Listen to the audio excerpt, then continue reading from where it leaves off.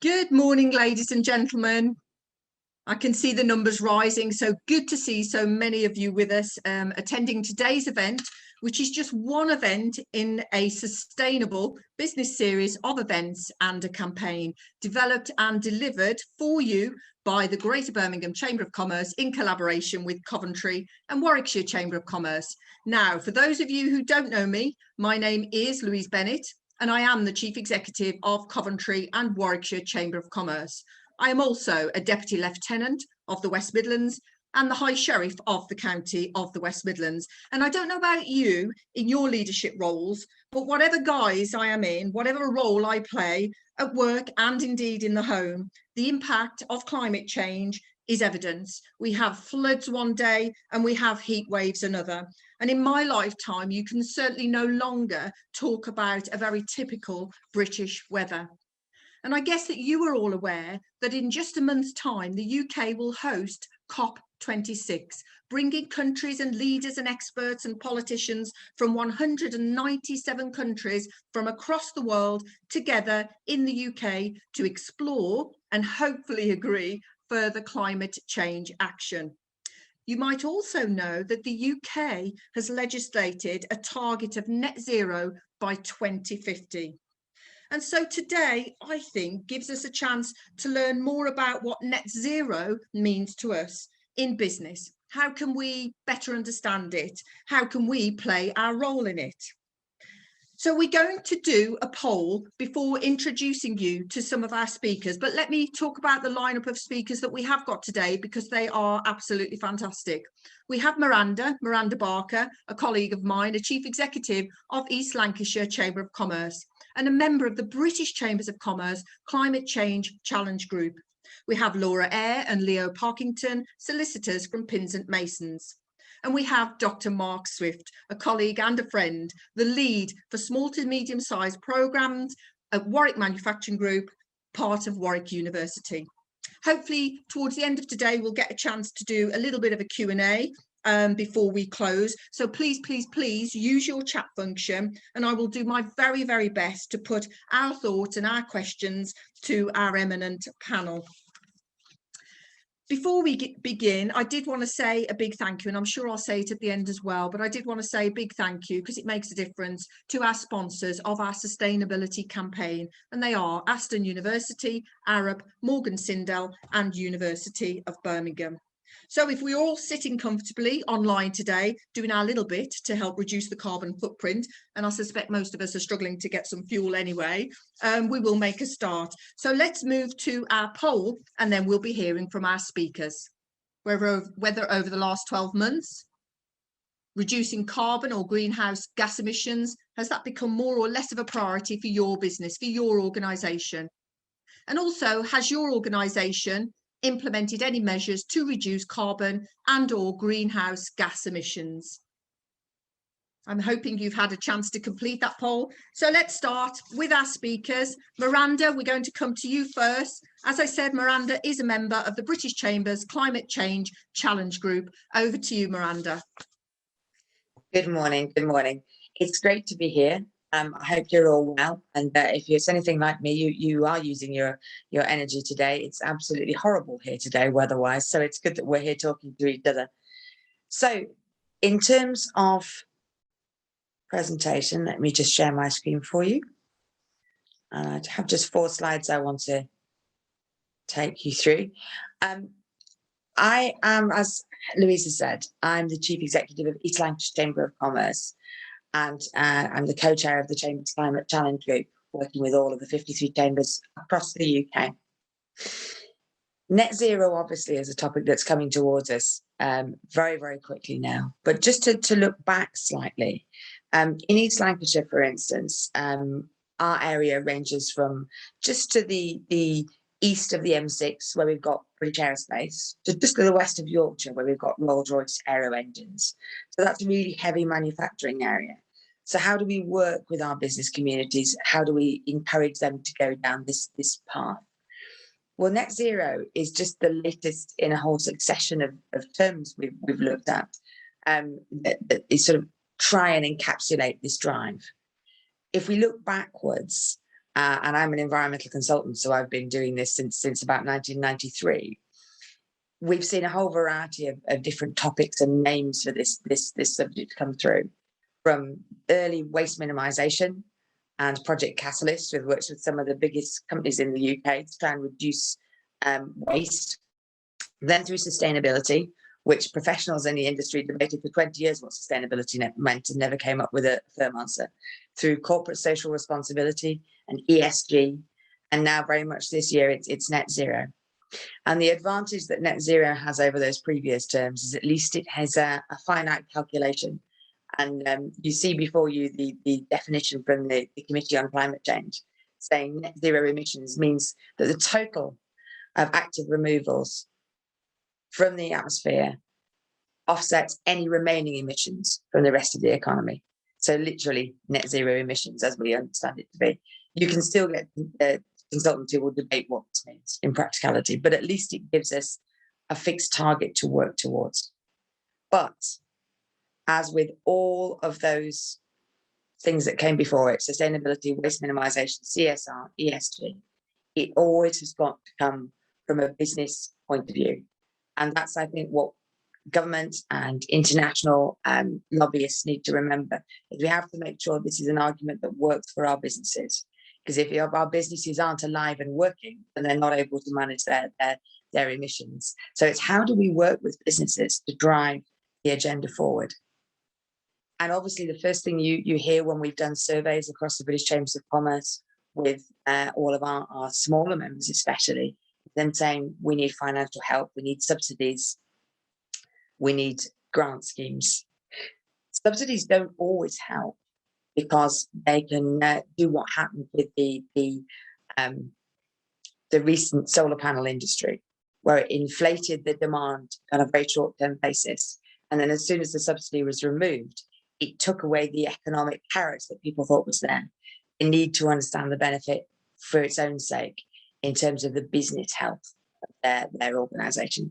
And on the other side, you hear from a lot of the bankers I've been working with on their journey to ESG, you hear them saying, we want standards, we want fixed standards for all of our suppliers to work towards. That isn't going to help our SME audience. That isn't going to help our small businesses, because that just gives them another thing they have to buy that costs them £3,000 or £4,000, whereas that money would be best put into reducing their environmental impact. So how do we drive forward this agenda? There are two things I want to bring to mind. First is that there are an awful lot of policy decisions we're trying to support government and drive government and infuse them in making that will give us a natural encouragement forward in the take-up of low-carbon technologies and making these things a business imperative rather than a nice-to-have. Procurement standards. If we have really strong procurement standards from our local authorities, from national government, from government-financed contracts, so the building of HS2, the work through all of those primes and suppliers within that. If there are firm procurement standards that all suppliers need to adhere to, that immediately wakes up the attention of those SMEs trying to move towards good business, but also performing and supplying into those contracts. If we have national planning standards and baselines, whether those are local authority builds, whether those are housing association builds, whether they're any kind of approval for residential, commercial building, if we look at really firm planning standards for environmental and energy efficiency standards within those buildings, and also standards for retrofitting when things are being rented out. The others are pretty self-explanatory. Minimum recycled percentage of recycled material in anything that's manufactured, increasing landfill tax, energy sourcing, looking at where we're getting our energy from, and looking at subsidy policies for carbon intensive energy. Having a visible carbon taxation system. If you're a member of a PLC or a much larger firm, you've been dealing with ESOS, and you've been dealing with a really visible carbon taxation scheme. If you're an SME, you have possibly been able to ignore the fact that there is carbon taxation on your energy bill already, and you haven't really seen your energy bill as something that you can control and you can minimize, but that is also being taxed to try and drive you in this direction. So if we can actually get government to move forward on these policy decisions and make this sort of firm demand of the world, then we can actually see an economic drive towards the take-up of low carbon technologies. And a key thing with all of those policy decisions is they aren't policy commitments that require an awful lot of investment from government. They're just things they can try and force as concepts. But how do we drive forward the businesses, the SMEs, when all of those policy decisions are in place? We need to try and communicate with them the opportunity, but also the threat. Lack of action in this field really is a threat. And I think that's the issue, is that in this pressured climate, through Brexit, through COVID, it hasn't felt like an immediate threat. If you're an SME, if you're a very small business, you're dealing with the fact that your VAT bill's due at the end of the week, your payroll is due at the end of the month. You're dealing with all of those immediate risks. Energy pricing now, the fact that your staff can't get in because they haven't got petrol, all of these things feel much more immediate. But we really need to make sure that the argument is strong and heard about just how important this is, not just in the long term, but in the medium term and in the short term. So there are three areas across that bell curve of enthusiasm for a move towards environmental proactivity in our business community. And they'll be familiar to all of you. Obviously, there's the early adopter advantage. We've heard some great businesses across the UK in terms of our own best practice examples, where those businesses have grasped this as something they want to use, first possibly as a showcase, to say we are being green, we are working towards net zero. But then they've realised that actually the pound of their customer is really being flexed now by just how green, just how close to net zero those firms are. People are making decisions based on that basis. And we have seen a huge acceleration in this choice being made over the last 12 months.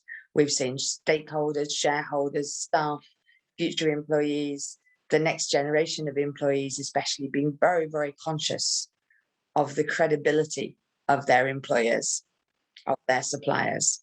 And it is becoming a mechanism of choice. Later this afternoon, there's a British Chambers of Commerce event. And speaking on that event is Richard Hagan from a local company to us called Crystal Doors. And they do what it says on the tin, they make doors. And they have not only attracted a massive amount of new business, and they were in trouble before they took this, but they've also made an awful lot of business sense on their bottom line. And I'll come to that. The second thing that we want to make sure we're getting across to our small and medium-sized enterprises is, if you're not going to be one of those early adopters, realize that your customer and your supplier market is moving in this direction. And if you aren't able to keep up with it, you will lose those supply contracts. And I know we've got a lot of large firms with us today. And I think that's a really positive action that you can take to drive not only your own position, obviously, but all the way out into what they call those scope 3 impacts, the impacts across your supply chain. Take your small suppliers with you. Don't make it something which feels hard and a barrier they can't cross. Be an infuser to them. We're working with companies like British Aerospace in our local area, and they have 500 local SMEs supplying into them. Imagine if you're an SME who's struggling, who know you're sort of second or third tier in that supply chain, and you get a communication from British Aerospace saying, we want you to work with us on this. We'll invite you to a business event on our premises in Samlesbury, at the home of the Eurofighter, and we want to work with you to take you down this journey and help you be more positive and proactive in this field and knit you even closer to us as a supplier. Every SME in that supply chain is going to go. It's going to their premises, it's being with them, it's forging that closer relationship. So that piece of being able to knit yourself more firmly into your supply chain of your prime customer is really important. And the same thing with the public sector. If your public sector, it's a local authority, and the wider public sector, public funded, whether it's the NHS or local schools, if all of those public sector organisations are saying, to supply into us, you need to be shown So to be showing that you're really proactive in this field, that's going to be very, very positive in terms of driving that mid-market of SMEs onwards. Lastly, of course, and you will always get a percentage of SMEs that won't move in a direction that they really need to for business reasons until it becomes financially painful. And before last week, it didn't say energy bills on there. It just said rising costs and carbon taxation. And this is really making that carbon taxation much more visible to SMEs. And last year, there was a government green paper consulting about how did they take that ethos, that really visible carbon taxation system, right down to SMEs with anyone more than 5 employees. So that is coming. But right now, immediately, of course, we've got the energy crisis. Seems like an inflammatory word to call it, but right now, if you're trying to find petrol, it does feel like an energy crisis. Those energy bills rising and rising. This is a moment to be able to say to our supply chains and our customers and our local SMEs that it really is a visible cost to your business. Look at what your electricity bill is doing. Look at the amount it's going up. How much more product do you have to make to be able to get that much more in surplus to pay for that rising energy bill? If you can reduce that energy bill, reduce your baseline costs, you make your business so much more profitable from the get-go. So those rising costs, but also that stick of carbon taxation will happen. But our job as business organizations and customers and suppliers is to try and drive our SME supply chain in this direction before it becomes painful, before it becomes financially damaging, and we actually see rising costs hurting our supply chain. We need to get them to be as proactive as possible moving in this direction. So those are really the policy decisions we're calling for government to make, and the business opportunities and risks we're trying to communicate to our business audience. So lastly, I just wanted to give you a small advertisement for the various things that are going on in terms of chambers of commerce, but also in terms of the run-up to COP26. There's a whole host of events happening locally in Glasgow that you can go to, but also you can tap into by signing up through central portals in British Chamber of Commerce. Are obviously linked through your local Chamber of Commerce team, and Louise and Will and Demi as well. And the British Chambers of Commerce site at the top there, that is the one to register for the free low carbon events on COP26 that you can sign up to. The Glasgow Chamber of Commerce are leading on the International Climate Chamber mission, and you can sign in some of those international events. So those are happening on the 1st, 2nd, 3rd, and 4th of November. And then obviously you can get wider support through the British Chambers of Commerce Net Zero Hub, and within that, the zerocarbonbusiness.uk tool, which is supported by all of the business organisations and trade associations and the electricity producers nationally. So there's masses of sources of advice and support to help you and your supply chain move in this direction. But most of all, please talk to Louise and team. And I hope to be here to take any questions from you later on. Thank you. Thank you, Miranda. That was brilliant, and really, really helpful to have that overview, I guess, have that understanding of the policy context in terms of sustainability and net zero. And the one message that certainly came through your presentation for me was that message that net zero, sustainability, climate change, whatever words we choose to use, net zero has to be deliverable. It has to be deliverable by business, and I'm sure we'll come on to that in the Q&A session, where we could ask some questions around that. If I can remind our audience, again, lovely to see so many people here with us today. Please do feel free to put your thoughts or your questions through our Q&A function, and it'd be really good to hear from you.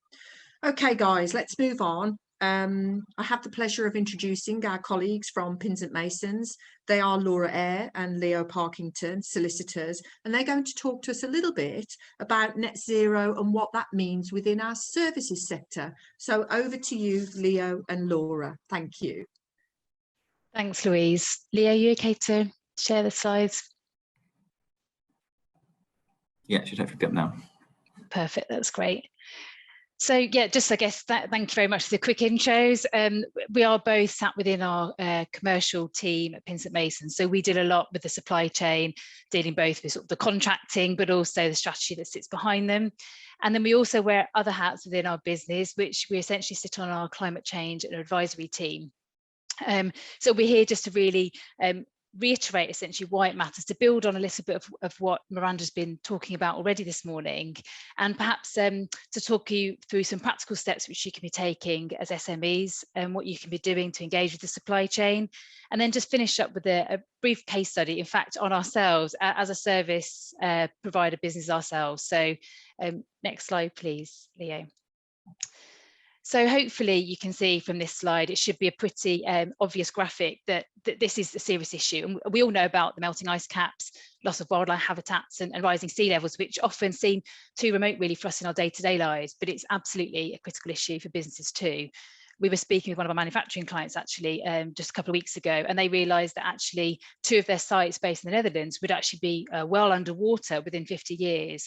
So this isn't just an issue that's affecting wildlife, it absolutely is affecting businesses, and therefore as a result supply chains all across the globe. So hopefully that graphic, as I say, really hits home as to the rapid pace of change and the absolute critical need to do something. Next slide, please, Leo. We thought it'd be useful just to give you a bit of background and to build on sort of the policy piece that Miranda's already talked about. You may hear people talk about the Paris Agreement, and we just thought it'd give you a bit of a flavour just to upskill a little bit in this area. So the Paris Agreement is a legally binding international treaty on climate change, and it was adopted at COP21 in Paris. It was essentially adopted by 196 countries and entered into force in November 2016. And its goal essentially is to limit global warming to well below 2 degrees, preferably to 1.5 degrees Celsius compared to pre-industrial levels. And to achieve this long-term temperature goal, countries aim to reach global peaking of greenhouse gas emissions as soon as possible to achieve a climate neutral world by mid-century. And how the Paris Agreement actually works, it works in a 5-year cycle. And by 2020, countries had to submit their plans for the climate action known as nationally determined contributions. They're called NDCs. And in their NDCs, countries essentially communicate actions that will take to reduce their climate gas, their greenhouse gas emissions. And they communicate those NDCs and as well as the actions they're going to take to build resilience to adapt to those. So you can see right from the very top, obviously government needs to be complying with these obligations. As I say, it's a legally binding treaty, and that clearly needs to be flowing down to businesses. So the UK's NDC was to cut 68% of its emissions by 2030 and has since pledged to cut to 78% of its emissions by 2035. And that has actually been enshrined in the Climate Change Act. So it's not just something that we can ignore, it's something we've absolutely committed to be doing. And I'm going to pass across now to Leah to talk a little bit about scope 1, 2 and 3 emissions. Again, a bit of jargon busting. Thanks, Laura. Yeah, hi everyone. Before we jump into steps small and medium enterprises may take to reduce carbon, I think it's worth providing a bit of background around a phrase you may have heard in the past, scoped emissions. So these were set out in the Greenhouse Gas Protocol in order to give a consistent and transparent approach to carbon accounting throughout the world. So scope 1 is direct emissions and scope 2 and 3 indirect, i.e. off-site emissions. Scope 1 is fairly simple, company facilities, so office spaces, often the case for service providers, and company vehicles like your fleet. Scope 2 are your indirect off-site emissions, usually caused through the purchase of electricity. So you turn a light switch on in your office and the actual emissions are further down the line at a power plant, which may be from a fossil fuel or ideally from renewables. And then scope 3, which are really the key scope here to look at. They are essentially all other indirect emissions, which are largely caused by your supply chain. The GHG protocol splits them into 15 categories, as you can see on screen, and they're then divided up into upstream and downstream activities. Looking at the service sector particularly, I think upstream purchase goods and services, so purchase of raw materials for your business or for service sector in particular, outsourced intangible services. waste generated in operations. So for a law firm like us, that'll often be paper waste, and travel, such as business travel, employee commuting into work. And looking at downstream, I mean, this will largely depend on your business, but if there are deliverables in the services you provide, then the processing of those deliverables, the use of them from your customers, and how your customers deal with them at end of life. So are they recycled, are they thrown away? Scope 3 also covers other things like investments and franchises. Okay, so we thought we'd move now on to what we're essentially seeing in business at the moment, what we're seeing with our client base. So in terms of the overall strategy piece, depending on the size, obviously, of your business, you need to essentially communicate what your strategy is going to be. Once you've kind of worked out where, for example, your key carbon emissions sit, where your scope 3 particularly, and also looking at your scope 2, what have you done about your energy supplies? Is there something you can be switching to that helps you on this journey? But once you've kind of worked out what your strategy is, it's really important to make sure that everyone in the business is actually aware of what that is, working with your colleagues. In some of the larger businesses we're working with, they might have a head of sustainability, which I'm sure in some of your SMEs here today won't have that key roles where they can take it off. So it's really incumbent on you all to get together and join with that. And I think actually echoing really what Miranda was talking about earlier about steering groups, we're increasingly seeing suppliers working with their supply chain, bringing them on board, forming parts of steering groups. So absolutely be getting yourselves involved, because it's those that you can get the help that you need. They will often have independent advisors sitting there to help advise everybody in the room around the small steps that they can be taking. Now, you as your business yourself, you need to also be assessing your own supply chain. You need to be looking at where in your supply chain are your essentially your worst offenders as such, and try and target how you can seek to reduce those emissions that are coming from that supply. And then you need to be really measuring reporting. Increasingly, as we'll come on to later, as part of the procurement process, you absolutely need to be able to identify and show the data that's sitting behind the carbon targets and the carbon emissions that you're stating and sharing with your own customers. And then we need to be thinking about incentive structures, whether that's yourself on the receiving end or also for your own supply chain. What can you do to the extent to which you work with them? Can you offer them more business? Can you do essentially bonus payments, the extent to which you're able to offer those? You may well be on the receiving end of those. It's something just to be aware of. And then aside from the contractual mechanisms, which we'll kind of probably park for another day really, because it's getting really into the weeds, but we're increasingly seeing people working together in their contracts to form what we'd call maybe non-binding charters. We're trying to embed low carbon thinking across the supply chains that everybody's working towards trying to achieve the same goal.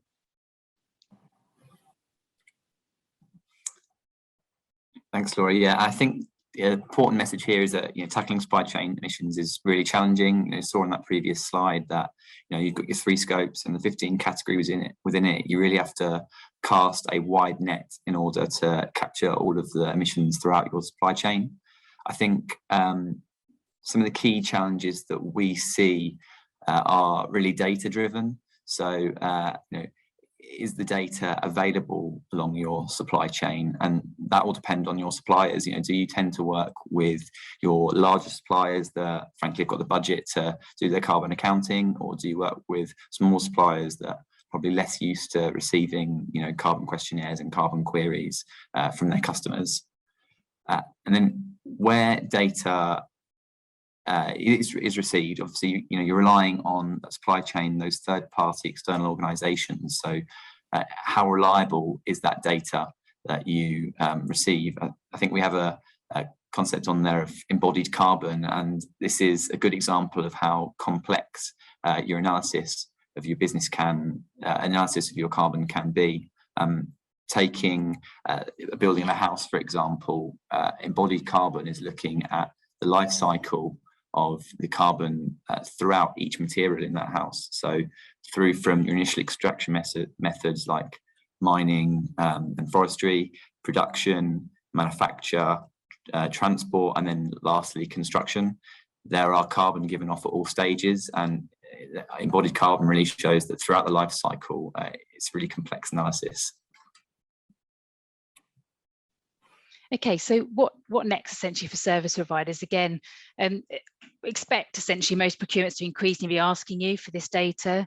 They need to be able to demonstrate to particularly where they're servicing public bodies, to the government departments, etc., that their business and their supply chain is transitioning to being a low carbon one. They need to demonstrate how their works, their service will provide a low carbon solution.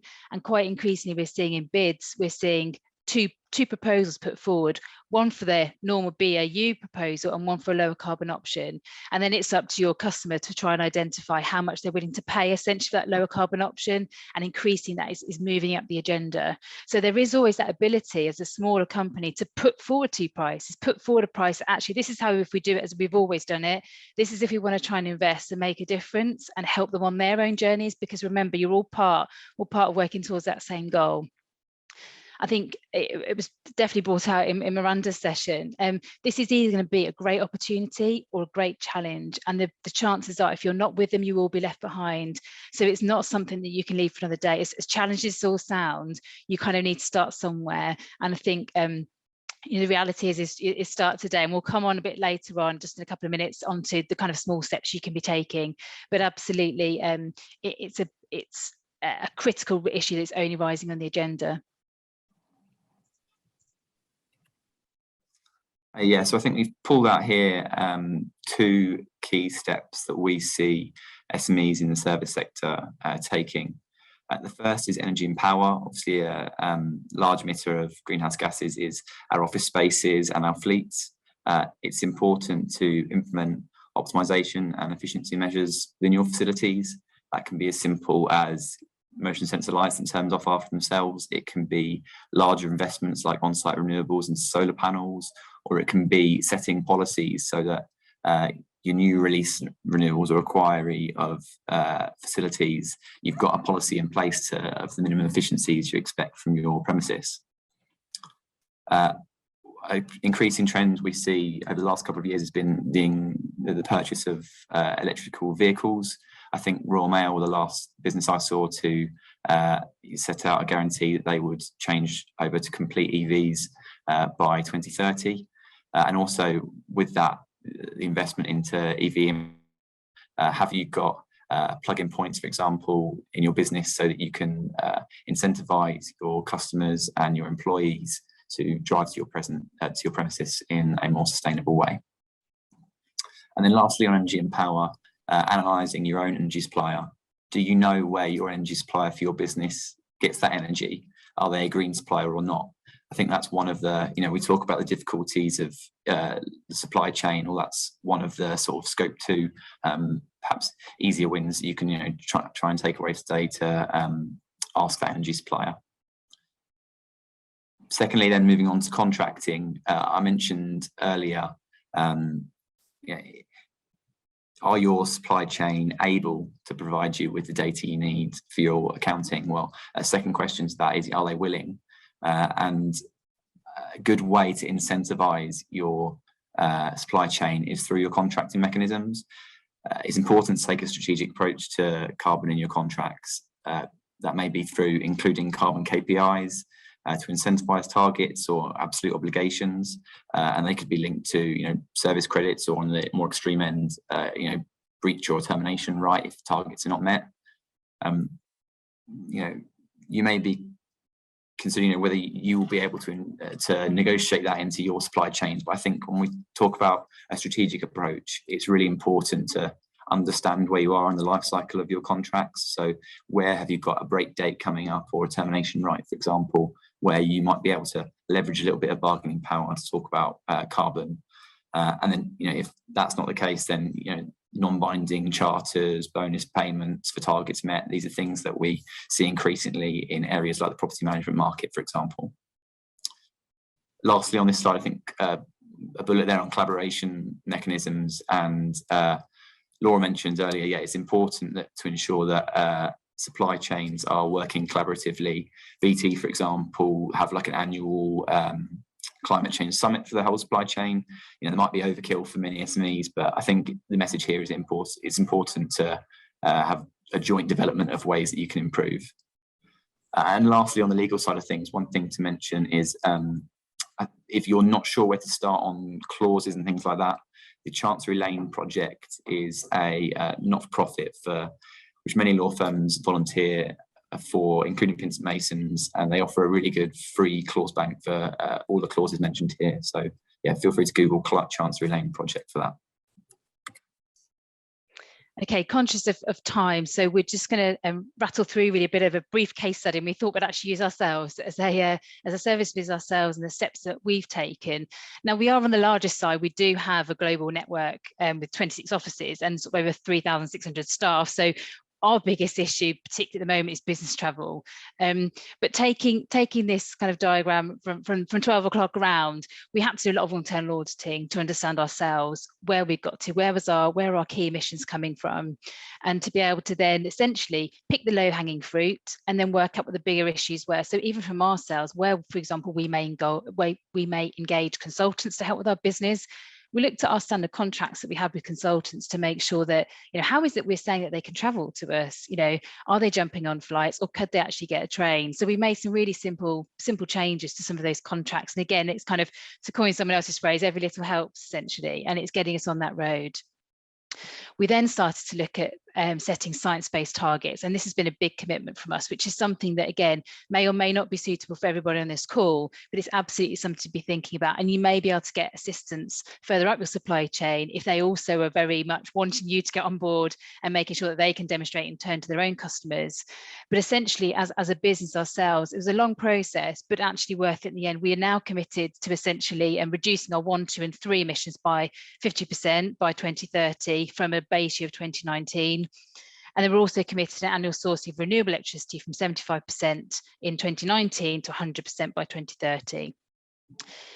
We've taken the measures that Leah's already talked about, so things like building efficiency. We've made sure we've got have LED lighting. We make sure that we have demand side response technologies to make sure we're reducing that energy consumption.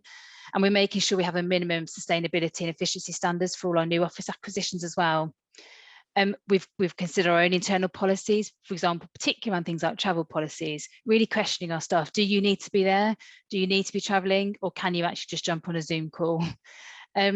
We've also looked at the procurement of our renewable energy. Almost 80% of our energy is currently from renewable sources.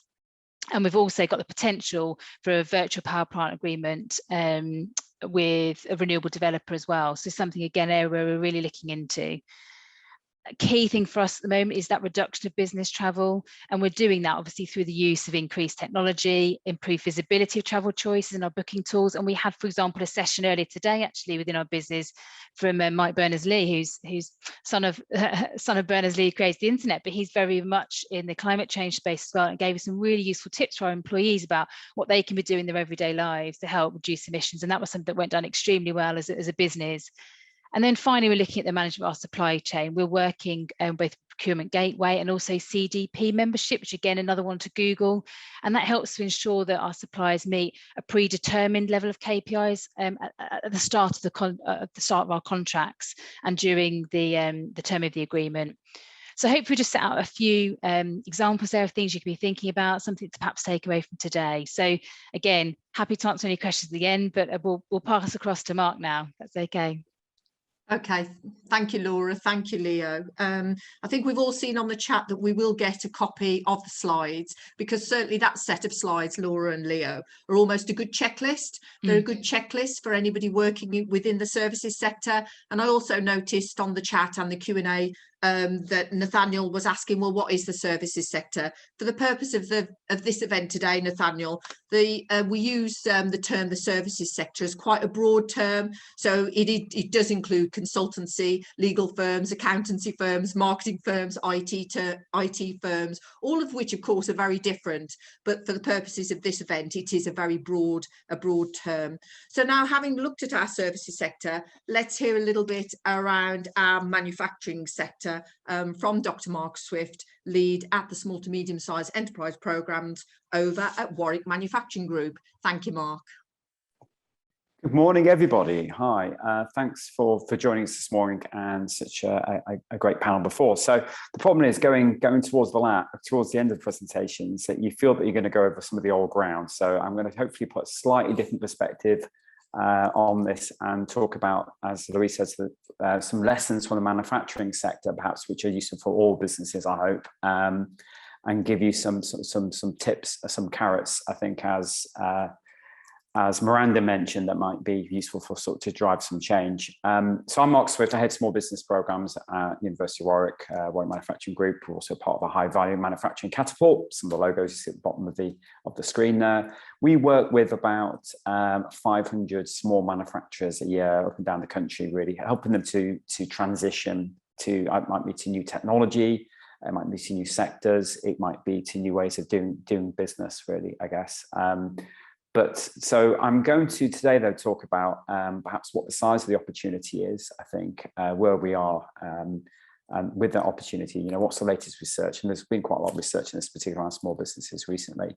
And then talk about some of the pathways, and Laura, Leo, Miranda has mentioned some of these sort of pathways to net zero, perhaps you can take. And interesting, I've just seen some of the Q&A that's come up, where you can go for some of the help as well, because there is quite a lot of help and support out there, but it is a bit of a jungle.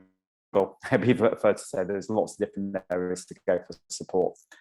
So without further ado then, so just starting sort of the high level really, and we'll drill down pretty quickly if that's okay. Look at the UK greenhouse gases really, you can see that the main sources of greenhouse gases are transport, energy, followed by business, agriculture, residential, etc. So there's a significant a variety of areas where the greenhouse gases are generated. If you look at small businesses as a subset of that, who are the most many people on the call, you'll find that actually 99% of all businesses in the UK are small, but obviously go from micro all the way up to 250 employees or so. But in terms of the greenhouse gases, though, it's about half of that actually comes from the small business of UK private sector firms. Take out public sector and MOD and education, all those sort of things. It's about 48% of our greenhouse gases comes from the small business sector. And increasingly what we're seeing is, of course, asking for small businesses to start that transition to using sustainable energy, perhaps, or reducing energy consumption, or traveling less, as some of my colleagues just said. But the research says pretty much, and this research that came from the British Chambers only in August this year, that only actually 1 in 10 small businesses are able or currently measuring their carbon footprint. So there's lots to go out there, really, I guess. If we can get from 1 in 10 to 1 in maybe to 3 in 10 to 4 in 10, we can really start to shift and really try to drive some change, get more businesses on the pathway, really, I guess. Now, over the summer period, there's a lot of data on this next slide, but over the summer period, working with the Aston University and Warwick Business School, we did a survey of about 1,100 small businesses up and down the UK, and that's cross-sector, that's just not manufacturing. That does include services and professional sector and construction and manufacturing, etc. But about 1,100 businesses, anyway to say, were surveyed, and what it highlighted really that they, of course, were increasingly asked to comply with net zero policies to reduce their greenhouse emissions and indirect emissions. However, we know how busy small businesses can be, and how we've all been particularly busy over the last year because of EU transition and COVID, and a lot of change going on. Probably more in the sector I work with, in the automotive sector in particular, more changes happening in the next 5 years, probably happened in the last 100 years because of electrification, which is all part of this net zero. Net zero, in terms of how you run a business, is probably not the number one priority. Let's be honest. You're dealing with the day-to-day. You're dealing with getting through what you have to do as a day-to-day business, perhaps. And what we're trying to do, I think, what we're trying to think about sort of longer term, really, how we can actually make net zero the number one, or certainly to higher up your agenda, really. What the researchers said, and this is just a snapshot from the manufacturing sector of that 1,100 survey I just mentioned. But the primary driver for change, really, I guess, is reducing costs, and I absolutely makes sense. If you're going to do it, there has to be a commercial opportunity, doesn't it? There has to be a carrot, I think, which what Miranda mentioned. There has to be a reason to do it. The biggest change, really, I guess, is if you can reduce cost, you can see that something I could do sooner rather than later, really, I guess. And there's other sort of highlights in there as well, improving your image and reputation, and particularly the request of some of your customers and supply chains or value chains you sit within. The other trend I just want to highlight though on here is that we're now seeing a shift, I think, from net zero products. So from electric vehicles, for example, maybe some of the packaging we're using and being more sustainable, etc. But from net zero products to how we make those products, to the factories that they sit within to make those carbon net zero or reduce carbon emissions, etc. And then the next step after that will be then, I think, how the supply chains then operate. We all sit in, and again, Laura and Leo mentioned that really. It's the whole supply chain and all the businesses, how you procure things, how you source things. Maybe there's an opportunity to source things more locally in the UK rather than sourcing things from across the world. The example that slightly horrified me recently was that the trade deal with Australia and bringing in meat production from Australia into the UK. What's the implication of that on zero emissions, on carbon emissions? It's quite concerning, isn't it? I think so.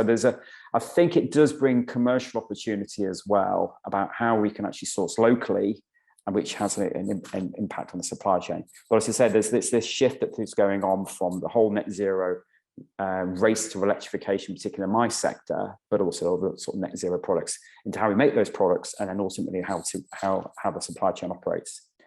So I'm just going to then just touch on a couple of pathways, really, perhaps that possible pathways you could take, and we've touched on these previously, I guess, a little bit.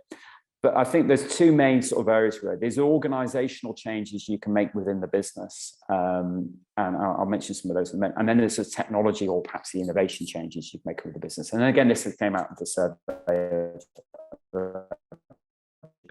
we did over the summer.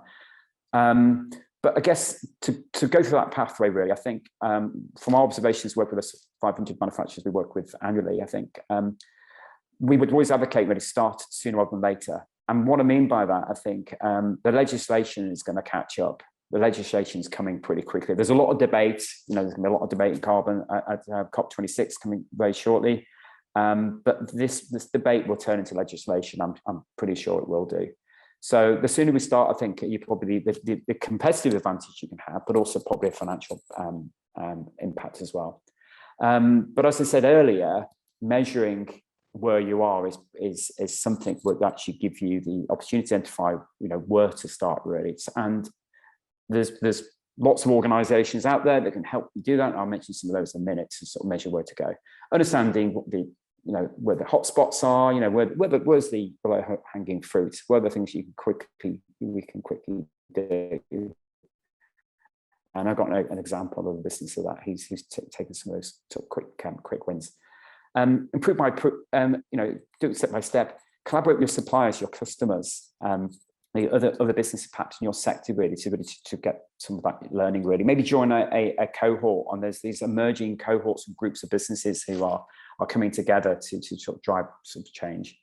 And then finally, celebrate some of your successes really. Make it interesting. I think if you some of the businesses who are the early adopters are using that a way to celebrate successes with their employees, but also with their customers and winning work now. So you can actually, it's great for PR. I mean, it's great for the planet. Don't get me wrong, that's the most important thing, but it's also good for business.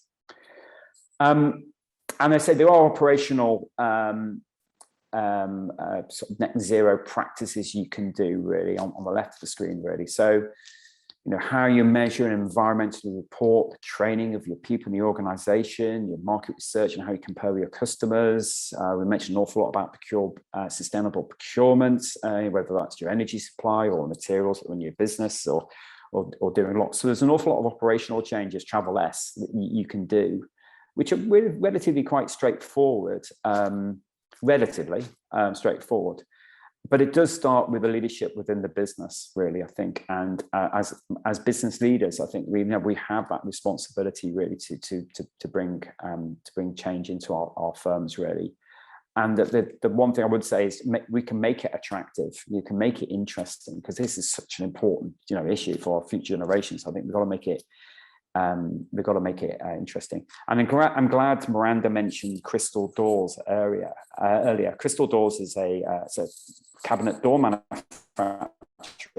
They make doors for kitchens, etc. They're in Rochdale, North England. WMG's been doing some work with them recently.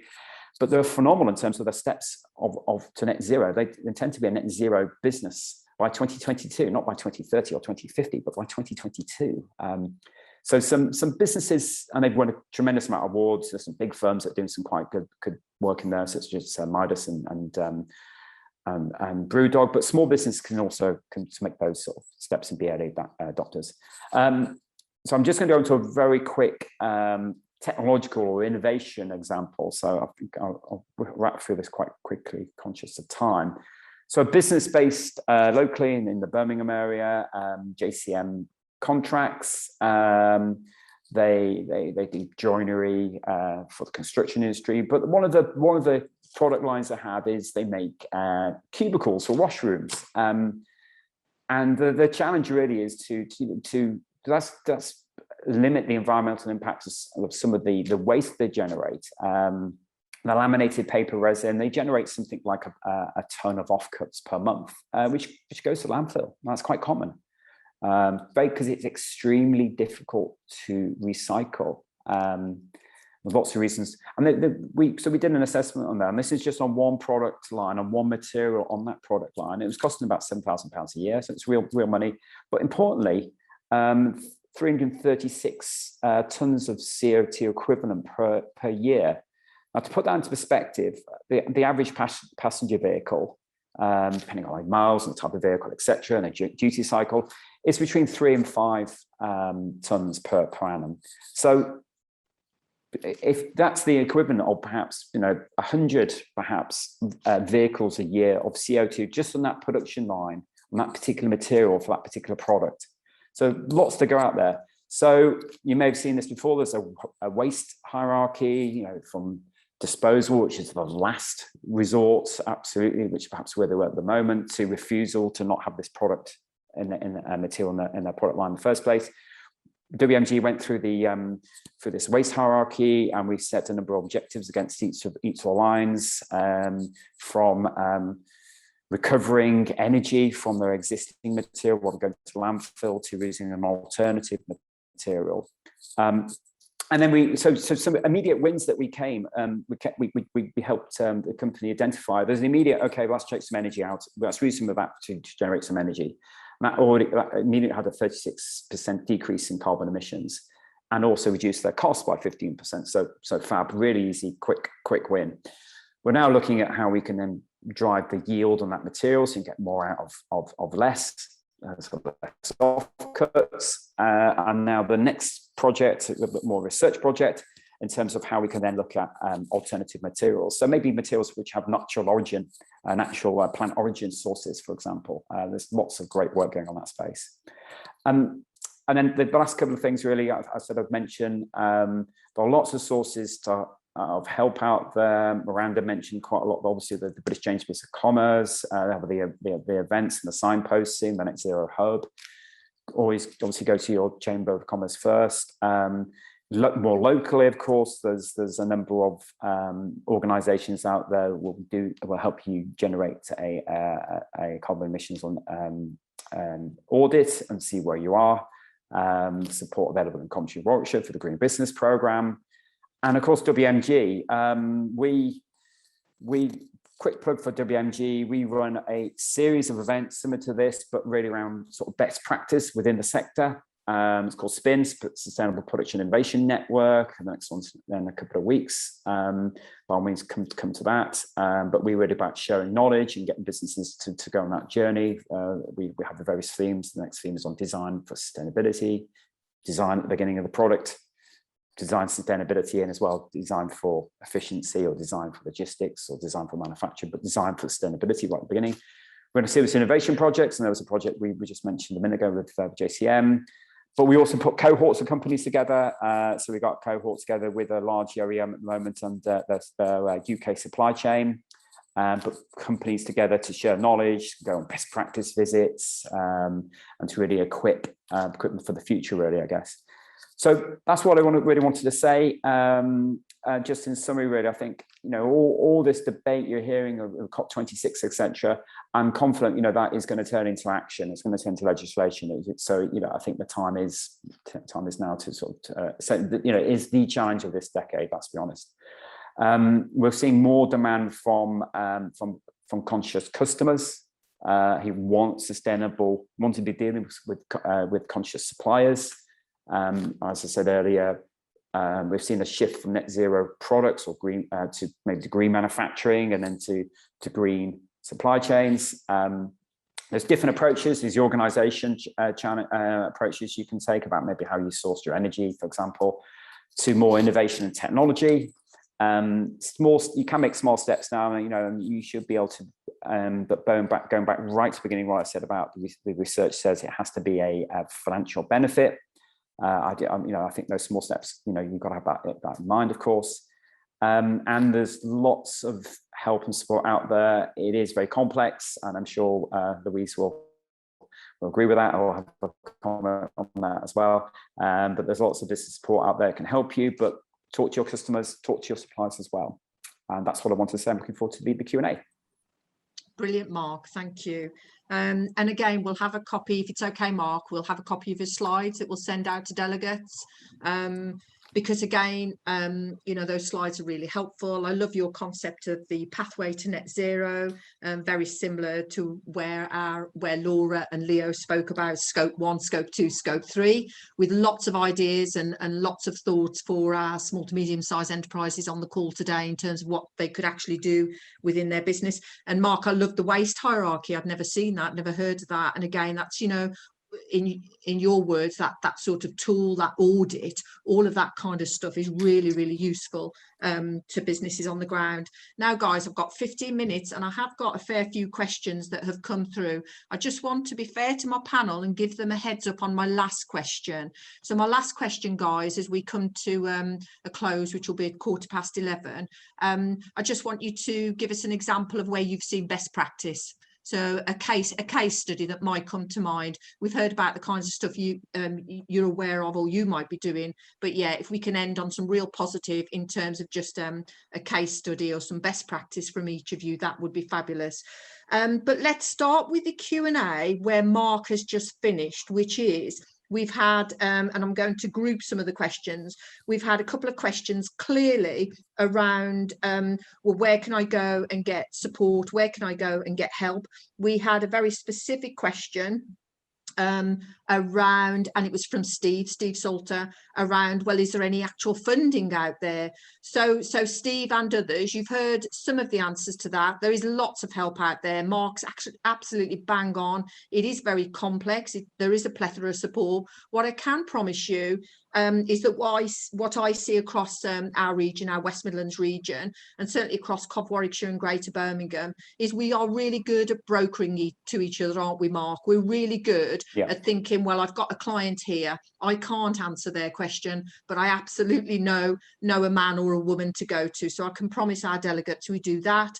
But as you've heard, some great support out there from Aston University in terms of their low carbon support. As Mark mentioned, Coventry City actually run a green business support programme, which includes grants, lots of support that comes out through organisations such as Warwick Manufacturing Group, Chambers of Commerce and others. But question to the panel then, if the government, in terms of incentivisation, if the government could do anything that would really incentivise our small to medium-sized businesses to be more green, to go green, what do you think that incentivisation would be? So Miranda, am I okay to start with you first? Over to Miranda. Thank you. I'm going to come back with that out of this sort of part carrot, part stick argument, in that, and this is, I know this is counter to my chamber sort of business support hat, but actually if we have all of those sorts of policy changes, it makes everybody start to look at this is where business is going. This isn't a one-off lure of a subsidy or a grant to move. This is actually business conditions changing. So we do need government to put those policy changes in place to drive forward. But then I think what would be really good would be a really clear government ratified system of green financing. So because we can't endlessly give grants, they become short term, and then you find that you've attracted the market and then you've disappeared again.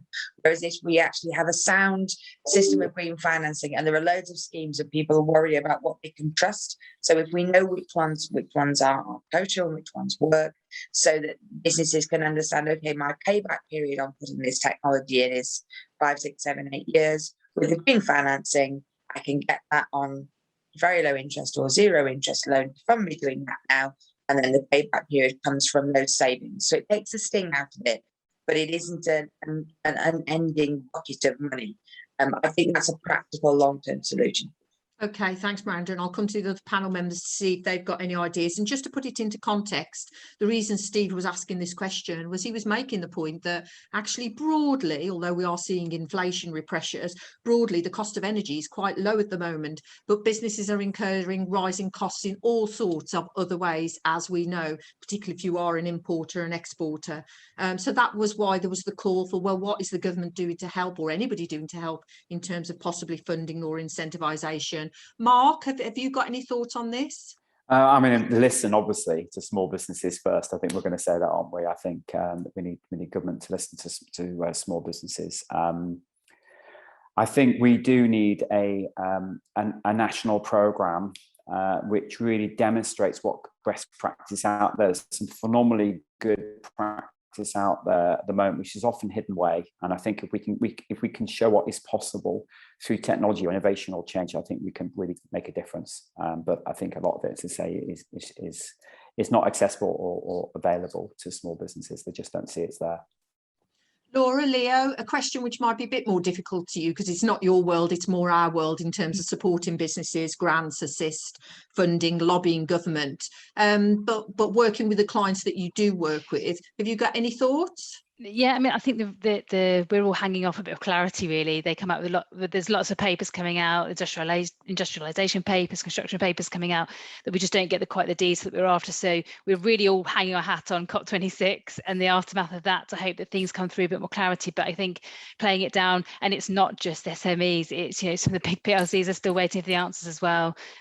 So, you know, I think for them to be able to build on their strategy, they do need to have a really good set of toolkits or something that, you know, the same way we had during the pandemic, there was a really good, I think, communication system of that as to what was available, what wasn't, and I think that needs to be rolled out a bit more in the context of the path to net zero. Okay, helpful. And the reason that's helpful, Laura, is it's a good segue to another question that we've had. And the question does relate to COP26. It was from Mark Freeby's Apostle.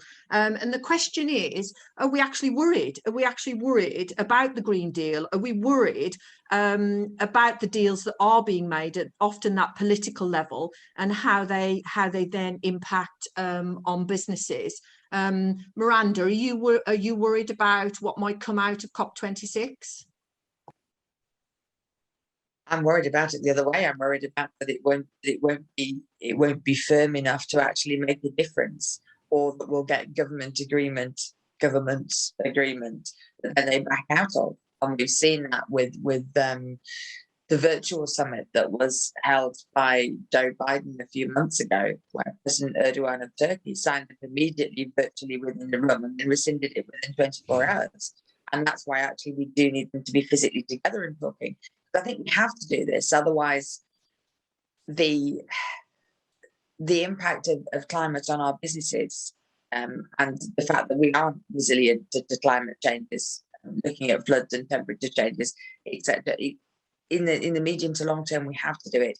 However, we have to make it work for the business community. Otherwise, the business community either won't do it, or will go bust, or will, you know, we have to make it positive. So it's about learning about all of those various different schemes and support, and really putting them into practical implementation, to encourage firms along that line, along that route, show them what, for instance, what Crystal Doors have done in terms of it really being a positive business move that's going to help you compete proactively with your competitors. And that's what we need to see come out of COP26 is not all carrots, definitely not all stick, definitely some carrots, but some action in both spheres, both the movement, but also the encouragement for businesses to really, really do this. Thanks, Miranda. And again, I'm going to come to you in a sec, Mark, but I'm going to put a bit more context to that question. So I guess the context is, when we hear government announcements about how we should move to net zero, reduce our carbon footprint, be more sustainable, absolutely, I think everybody in this room today would support that. Of course, we've got to do it. But sometimes when the government announcements come out, and Mark, I'm thinking of the ones around electric vehicles, and the move away from diesel, and that we all had to go electric, and there was the timeline. And there was a genuine feeling, forgive me for saying, but of panic amongst suppliers, amongst consumers, amongst our big manufacturers, and I guess in context, that's where the worry comes from in terms of COP26. Any government setting out these targets, the targets clearly needing to be timely for us to be able to achieve them. But Mark, do you think generally we were and we have been able to respond around specifically the targets on electrification, autonomous vehicles, or has that created some challenges? I mean, I think we're in a different place where we were last year, because finally we've got two gigafactories coming to the UK, obviously the British Volt in the Northeast and Nissan. We do need one now in the Midlands, obviously, for the UK and particularly for the Midlands automotive supply chain. So, I mean, the race is certainly on in the industry, and I was reading last night, sort of sad thing I do, but reading last night about the competition between Ford and GM now about who's going to open the biggest electric vehicle plant in the US. I mean, it would be the announcements that Ford would make. It would be the biggest car assembly plant in the US by some margin. Bigger than we had in the heyday of perhaps the 1970s, 1980s, perhaps. So we need that here. We do need the gigafactory in the Midlands to secure UK vehicle manufacture. And although it's 2030 for electric, for the end of passenger vehicles, internal combustion passenger vehicles, diesel and petrol, it's actually a little bit earlier than that because of the various trade tariffs which are in place. So it's more like 2027. Otherwise, we're going to be paying significant tariffs for producing vehicles in the UK and put them into Europe. So it's a race. We need action. We do need the gigafactory in the Midlands to really secure our very precious, innovative automotive industry. Yeah, I wholly agree with that, Mark. Absolutely. Any thoughts from Laura and Leo? I think, again, from our perspective, in terms of the original question about how it will affect UK business, I think a lot will depend on where the UK business market is themselves, I think, and the approach the government are going to take. If they're going to go down a non-alignment route or a dynamic alignment route, or actually go for higher ambition, I'm hopeful they will go for higher ambition rather than just either backtrack from the EU position or just toe the line. I think if Britain can be kind of a forerunner, then that's great. I think the problem we will have is the extent to which you're supplying into the US. They'll prefer that lower level.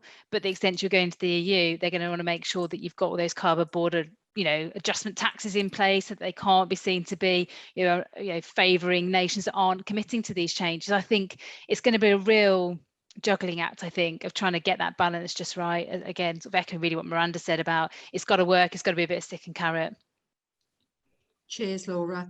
And one of the helpful things about sustainable events such as the one today is that sometimes it takes experts like you to be able to break down the sort of the national target or what's being said by our politicians, break that down into the detail of either what it could mean for industries within sectors. So again, I picked up on one of the question around, well, the challenge is that we may have a sector, but within that sector, say manufacturing, will have food and drink versus, manufacturing equipment. There's so many different industries industries and so many different ways of being able to or having to respond to our net zero targets. I just wanted to say that this kind of event, this kind of educational process is really, really helpful. And I would urge all of our delegates, again, to think about some of those pathways that our speakers today, our speakers have spoken about pathways. Leo and Laura, I love the scope 1, 2, 3, almost like a toolkit, you know, that you could follow that through as a toolkit to fundamentally just help you within business do the simplest of things, as we all try and move along this path of committing and working towards net zero. But therein lies my question to the panel before I come on to my final question around that good practice. The final question to the panel, which again came from some of our delegates, thank you so much to the delegates, is, and Mark, you did touch on this in your presentation a little bit, is, you know, where do we think businesses are, small to medium-sized enterprises, in terms of that scope 1, 2 and 3, Laura and Leo, going from thinking about your company vehicles all the way through to procurement, supply chains, all the way through to the end-of-life treatment for your products. Where do we really think our small to medium-sized businesses are on that pathway? Mark, you touched on that only one in 10 probably measure their carbon footprint. Is that the place to start? Where do you think we are? Mark, did you want to go first? Yeah, and just to add a bit to that, what I said about 1 in 10, you'd find that startups and early stage companies are more likely to have more sustainable practice. That's what the research says. If you're you know, more established firms, it's less so.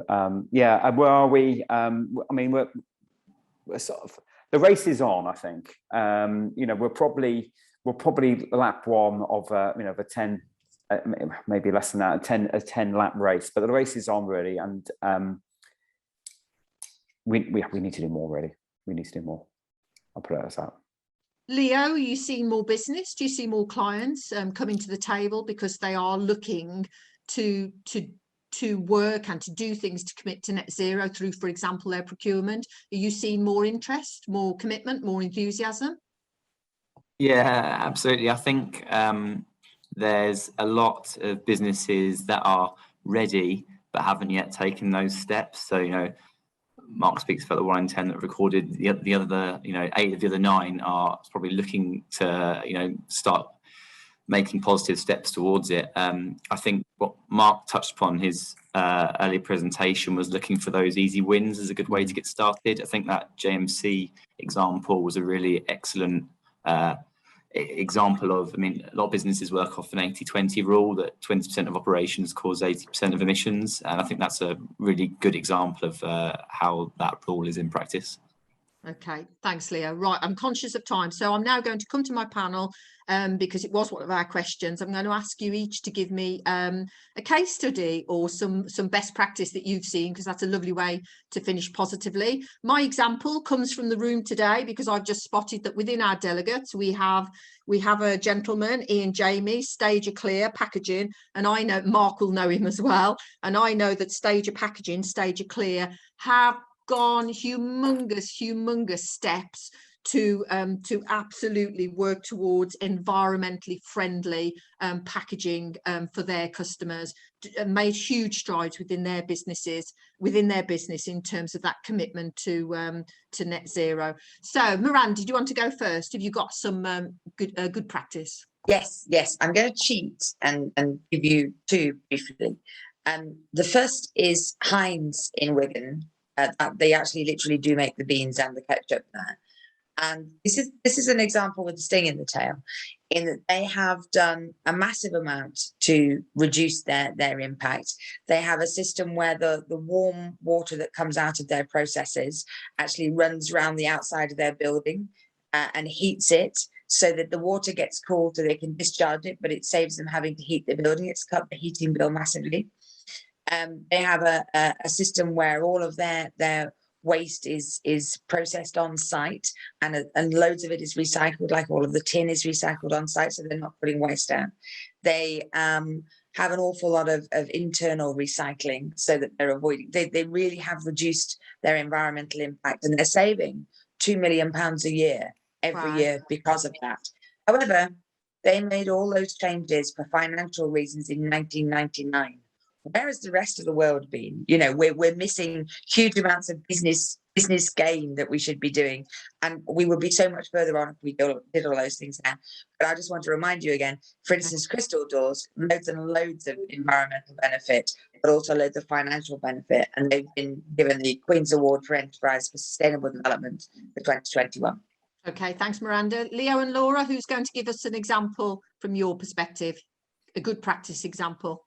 Shall I go? I'll Yeah, go Laura. basic. I'm not going to go as grand as Heinz. I'm going to go for actually one of our smaller clients actually that just set up an employee network. They've got everybody to take accountability within their business, everyone to contribute, because everybody's got a role to play, whether that is from a financial perspective, whether it's you're procuring your business's electricity, whoever it is that's controlling these different things. There will be, I guarantee, a scope 3 emission reduction you can make within one of those businesses. They came together and they tested it out and they came up with a plan. They came up with a really basic but plan that's effective and putting into place. Yeah, love it. Okay, Mark. So your example reminded me, Louise, of another packaging company. So, I think arguably this is all subjective, but Hotel Chocolate makes some of the best chocolate, I think. Yeah, really lovely product. What's really interesting, though, from a manufacturing point of view, that their packaging comes from the waste plastic bottle industry. In fact, the company, the small business that supplies into them, we've done a lot of work with. They take 1 million plastic bottles a year and they turn it into food grade plastic, which is very difficult, which goes into plastic packaging for Hotel Chocolate and a number of other different sectors. In fact, the challenge they have is getting more plastic. And in fact, we feel like they're going to have to open a number of manufacturing hubs close to the supply of industrial plastic waste or post-consumer plastic waste around the UK. But yeah, amazing what you can do with something which is a waste and put it onto a packaging which is something as good as Hotel Chocolate. But I'm biased because I like it. So do I. Yeah, brilliant. Thank you, Mark. Okay, guys, I'm absolutely conscious of time. We need to wrap it up. Thank you so much for all of the Q&As in the chat that's still coming through, including, I saw that, I can see that, Ian, that Hotel Chocolate are one of your biggest customers in terms of packaging. Good to hear. So thank you for all the chat, including I can see some of the chat that's coming through in terms of offers of support and help that is out there. I want to say a huge thank you once again to our sponsors, Aston University, Arup, Morgan Sindel and the University of Birmingham. A huge thank you to our experts, our speakers today, Miranda, Leo, Laura and Mark. Thank you so much for your valuable time. I do appreciate how busy you are. Big thank you to our audience. Thank you so much for being with us today. Really appreciate your time. Do get involved in this series of events. I know the next event coming up will be about the kinds of support and potentially funding, grants, loans that you could get to help your business move along in terms of your commitment to net zero. So thank you all so much for attending today. Well done to William. So William Hargreaves is the role that is fully funded by Coventry and Warwickshire Chamber of Commerce, employed by Greater Birmingham Chamber of Commerce to absolutely focus on how we work with and how we support businesses along their journey towards net zero. Ladies and gentlemen, thank you so much for being here today. It's been a really good session. I've learnt loads. Thank you and goodbye.